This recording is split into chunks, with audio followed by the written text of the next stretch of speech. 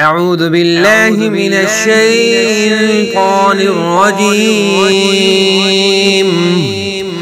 بسم الله الرحمن الرحيم.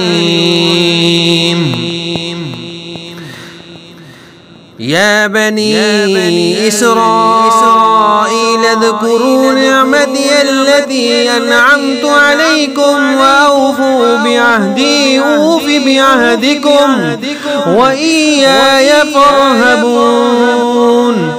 وآمنوا بما أنزلت مصدقا لما معكم ولا تكونوا أول كافر به ولا تشتروا بآياتي ثمنا قليلا وإياي فاتقون.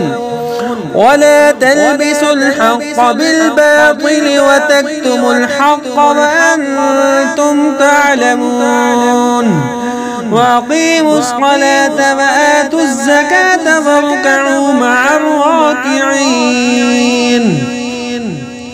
أتأمرون الناس بالبر وتنسون